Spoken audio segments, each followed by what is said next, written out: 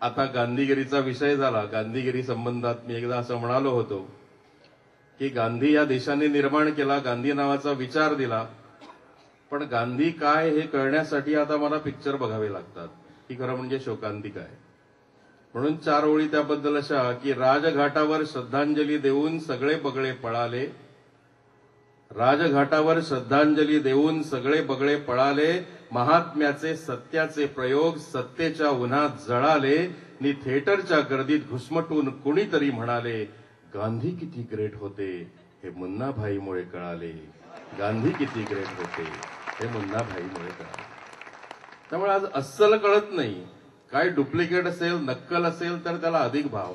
आता कोणी म्हणतात कोजागिरी म्हणजे लक्ष्मी येते आणि मग आपण जागत बसायचं आणि दार गुणाचं बंद दिसतं तर लक्ष्मी निघून जाते. पण हल्ली इतके खट लोक आहेत की लक्ष्मी जरी प्रत्यक्ष आत आली तरी बाई तू कोण म्हणून तिला विचारणार, तुझ्याकडे प्रूफ काय, काही सर्टिफिकेट आहे का.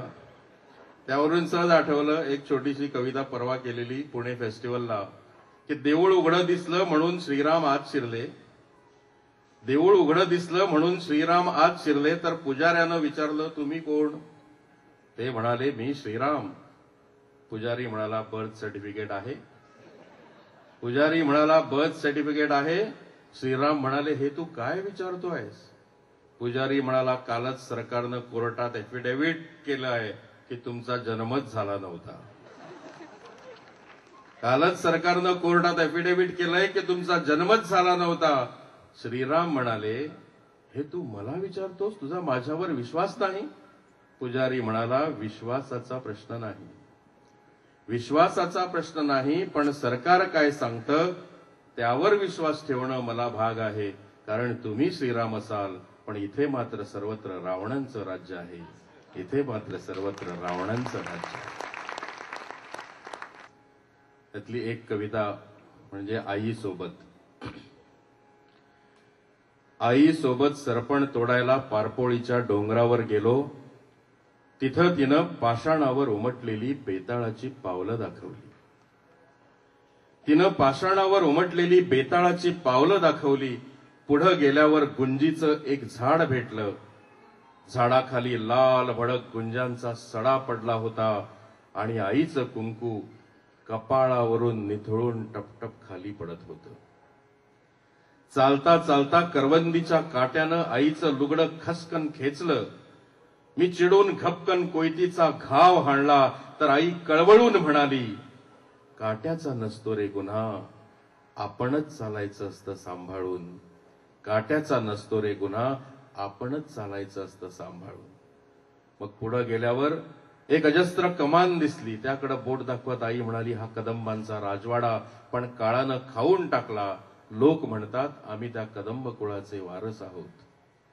आणखी पुढे गेल्यावर काही झाडं, तिकडे बोट दाखवत आई म्हणाली ही शमीची झाडं.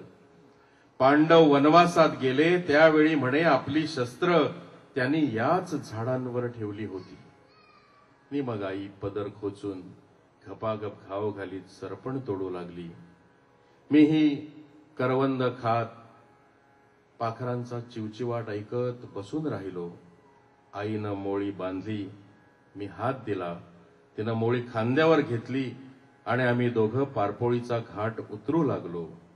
उतरत असताना आईचं लक्ष होतं केवळ पायाखालच्या वाटेवर, उतरत असताना आईचं लक्ष होतं केवळ पायाखालच्या वाटेवर आणि तिच्या मागोमाग मी ठेवून आल्यागत शब्दांची शस्त्र शमीच्या झाडावर, ठेवून आल्यागत शब्दांची शस्त्र शमीच्या झाडावर.